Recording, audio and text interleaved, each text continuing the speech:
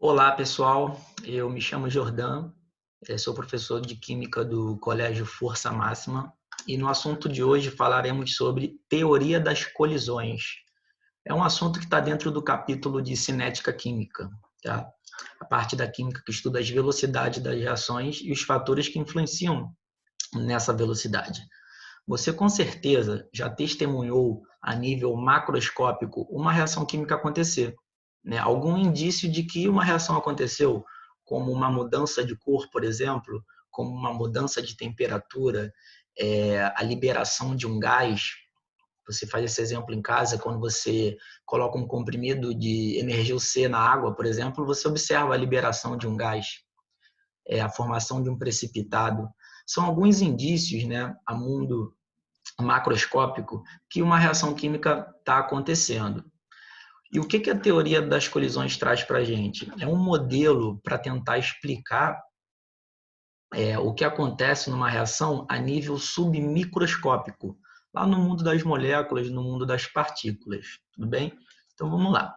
Existem algumas condições para uma reação química acontecer. E a primeira condição, é a mais óbvia, é que os reagentes tenham um contato, ok? Se eu tenho um reagente A querendo reagir com um reagente B, não adianta eles estarem separados, né? Eles têm que ter contato, beleza? A principal condição.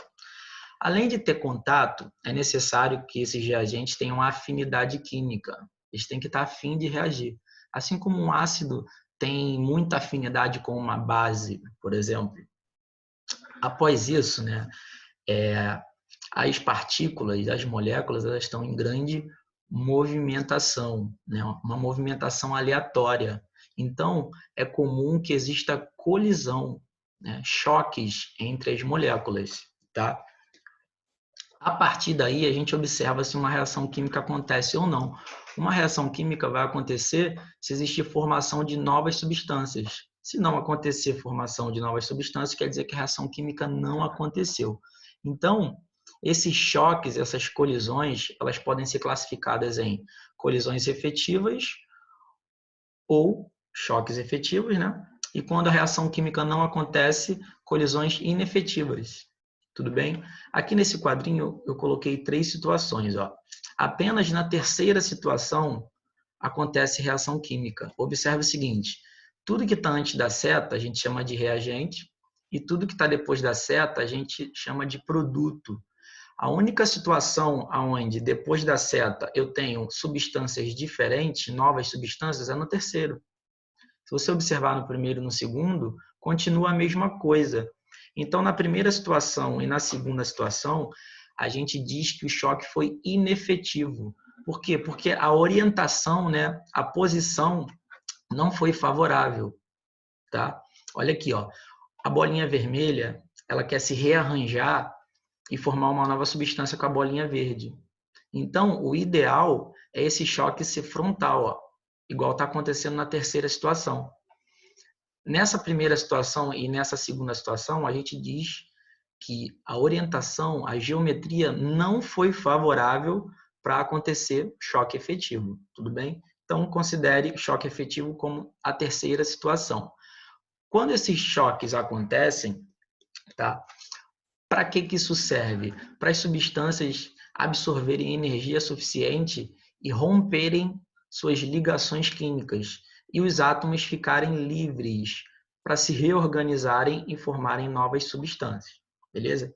Esse esquema aqui é um esquema maior, mostrando como essa reação química acontece. O reagente AB vai se chocar com o reagente XY, né? O A está a fim de formar uma nova substância com X e o B está a fim de formar uma nova substância com Y. Então, eles ficam colidindo, certo? Só que ter colisão efetiva ainda não é o suficiente para a reação química acontecer. Essas colisões têm que acontecer de maneira que a gente alcance uma energia mínima suficiente para uma reação acontecer, que a gente chama de energia de ativação. Quando a energia de ativação é alcançada, né, como consequência dessas colisões, a gente chega num estado intermediário, que chamamos de complexo ativado. O que está acontecendo nesse complexo ativado?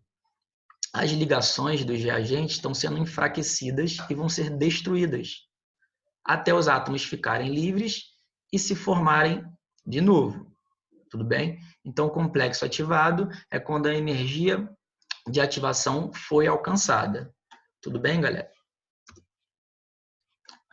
Como definição, a energia mínima necessária que os reagentes devem ter para a formação do complexo ativado.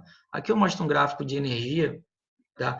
Que mostra mais ou menos isso. O início de toda a reação, né, a gente chama de reagente. Aqui, observem que a energia está aumentando. Por quê? Está acontecendo colisão efetiva entre os reagentes, né? E as substâncias estão absorvendo energia dessa colisão. Ok? Esse topo aqui, ó, essa energia máxima, a gente chama de complexo ativado. Complexo ativado é quando a energia de ativação foi alcançada. Então, essa variação aqui, ó, a gente chama de energia de ativação. Esse gráfico aqui, ele está mais detalhado. Ó. Eu tenho reagente, certo? Ganhando energia como consequência das colisões. Cheguei no topo, né? Que a gente chama de complexo ativado. Chegou no complexo ativado, a reação acontece. Quando os átomos se rearranjam e formam as substâncias novas, eles liberam aquela energia que tem em excesso até se estabilizarem. Beleza? Então, aumento de energia, a gente diz que está absorvendo energia, e diminuição de energia, a gente diz que está liberando energia. Então, se a gente for fazer um saldo, nessa reação, por exemplo, absorveu mais energia do que liberou. Então, a gente diz que, como um todo, essa reação ela absorveu energia. A gente chama isso de reação endotérmica. Tá? Tem como calcular essa energia de ativação? Ó? A energia de ativação está sendo representada pelo segmento B. Ó. Ela sempre varia entre o reagente e o complexo ativado. Então, para calcular a energia de ativação, basta a gente pegar a energia do complexo ativado e diminuir pela energia do reagente. Tudo bem? Energia de ativação, esse segmento B aqui. Nesse segundo gráfico aqui, ó, é um pouquinho diferente. Esse E3, o reagente saiu aqui embaixo, mas é aqui em cima, tá? Esse E3 aqui é a energia dos reagentes. Então, aqui está acontecendo a absorção de energia até chegar no complexo ativado.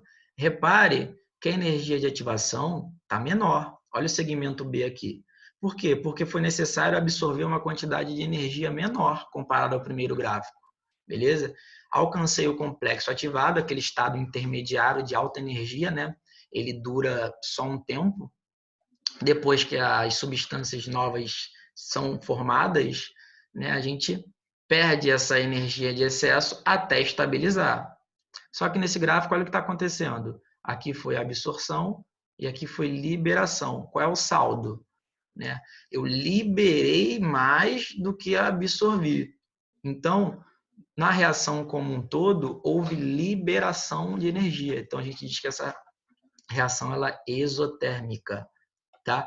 O que é esse segmento C aqui? Ó? Repare que esse segmento C, tanto no primeiro gráfico quanto no segundo gráfico, ele mostra a variação da energia dos produtos e dos reagentes. Tá? A gente chama isso de ΔH, variação de entalpia.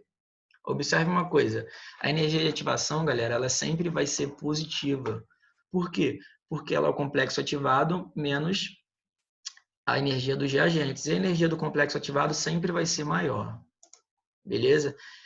Outra coisa que a gente observa aqui, olha o segmento B do segundo gráfico e o segmento B do primeiro gráfico. A energia de ativação do segundo gráfico ela é menor. Então, a gente diz que essa reação ela é mais rápida. No primeiro gráfico, a energia de ativação é maior, então demora mais para alcançar ela. Então, a gente diz que essa reação ela é mais lenta. Então, quanto menor a energia de ativação, maior será a velocidade. Isso vai ser importante lá em fatores que influenciam a velocidade, quando a gente for falar de catalisador. Tudo bem? E tem uma outra coisa que influencia. Se eu quero alcançar essas energias de ativação, por exemplo, né, quanto maior a probabilidade, tudo que eu fizer que aumentar a probabilidade de colisões, eu vou alcançar a energia de ativação mais rápido. Isso vai fazer a reação acontecer de uma forma mais rápida. Beleza? Coloquei 2 exemplos aqui para a gente aplicar isso aí. Considere a seguinte reação genérica, A mais B produzindo C mais D mais calor. Ou seja, quando eu tenho mais calor do lado do produto, eu estou afirmando que essa reação está liberando calor. Quer dizer que houve mais liberação do que absorção. Assinale o gráfico que melhor condiz com o tipo de reação descrita acima e representação gráfica da energia de ativação indicada abaixo pela seta dupla. Então, o que ele quer, galera? Ele quer que você mostre a curva, tá? Que condiz com essa reação. Se está tendo mais liberação do que absorção, poderia ser o gráfico A, por exemplo? Não, porque olha aqui. Olha o tamanho da absorção e o da liberação. Então, aqui está absorvendo mais do que liberando, não serve. O gráfico B serve? Repare, aqui está absorvendo e aqui está liberando. Também não serve, porque está absorvendo mais do que está liberando. O gráfico C e o D serviriam? Observe, aqui eu estou absorvendo e a partir do complexo ativado está liberando. Serviria? Sim, porque está liberando mais do que absorvendo. Então, libera calor. E o gráfico D é a mesma coisa. Ó, libera mais do que absorve. Qual vai ser o desempate aqui? O segmento de reta aqui representa a energia de ativação, que no caso é o gráfico C. Por quê? Energia de ativação é sempre a variação do complexo ativado até a energia dos reagentes. Aqui, o segmento de reta ele representou da energia do produto até o complexo ativado. Então, não pode ser a letra D. Beleza? Gabarito, letra C. Olha o segundo exemplo.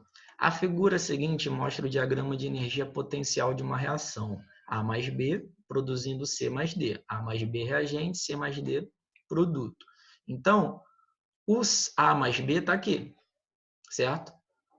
Eles começam a colidir e alcançam o quê? A energia de ativação, está aqui, o complexo ativado. A partir daí, os produtos são formados, libera a energia em excesso até estabilizar. E aqui acaba a reação, beleza? O que ele quer?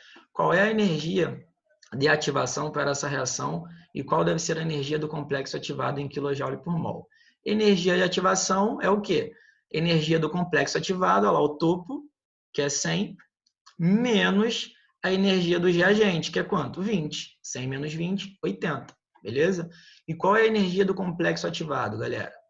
É a energia lá no topo. Ó. Aqui está o complexo ativado. Quanto vale? 100. Então, gabarito, 80 e 100. Beleza? Por hoje é isso aí, galera. Chegamos ao fim da nossa aula. Até a próxima. Grande abraço.